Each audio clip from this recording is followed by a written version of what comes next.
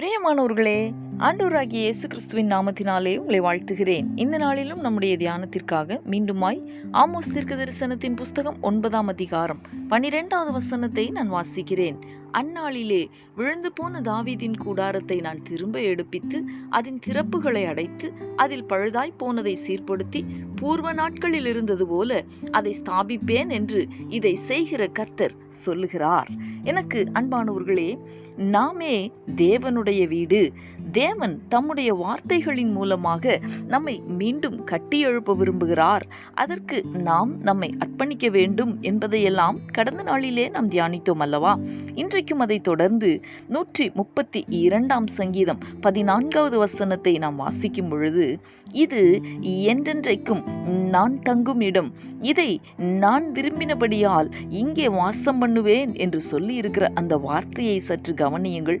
அப்படியானால் ஆண்டவர் வாசம் செய்ய விரும்புகிற இடமாகிய நம்முடைய கூடாரம், நம்முடைய வாழ்வு, இதை நான் விரும்பினபடியால் இங்கே வாசம் பண்ணுவேன் என்று ஆண்டவர் சொன்ன ஒரு இடம் இன்றைக்கு ஏதோ சில காரணங்களால் விழுந்து போய் காணப்படுகிறதல்லவா?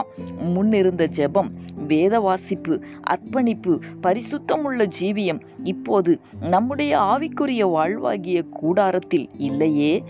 ஏனோ சில வீழ்ச்சிகள்.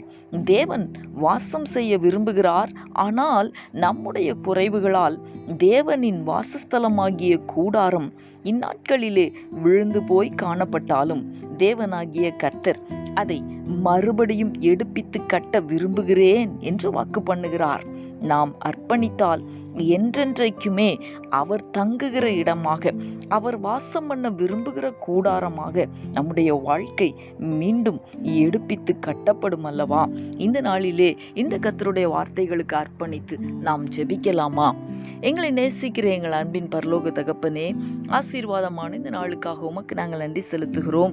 இந்த நாளிலும் நீர் வாசம் பண்ண விரும்புகிற எங்களுடைய கூடாரமாகிய வாழ்க்கை ஏதோ சில காரணங்களின் நிமித்தமாக வேத வாசிப்போ, ஜெபமோ, அர்ப்பணிப்போ, பரிசுத்த ஜீவியமோ இல்லாமல் இந்நாட்களிலே விழுந்து போய் காணப்படுகிறதை கர்த்தர் உம்முடைய வார்த்தைகளின் மூலமாய் எங்களுக்கு உணர்த்தி இருக்கிறீர். தகப்பனே, மீண்டுமாய் எடுப்பித்து கட்டப்படுகிறதற்கு எங்களை உம்முடைய கரங்களிலே நாங்கள் ஒப்பு கொடுக்கிறோம். ஆண்டவரே, நீர் மகிமையாய் கட்டி எழுப்புகிறதற்கு எங்களை அர்ப்பணிக்கிறோம். உம்முடைய வார்த்தை எங்களுக்கு உதவி செய்யட்டும். உம்முடைய வார்த்தையினால் கட்டப்பட கிருபை தாரும். இயேசு கிறிஸ்துவின் நாமத்தில் வேண்டிக் கொள்ளுகிறோம் நல்ல பிதாவே.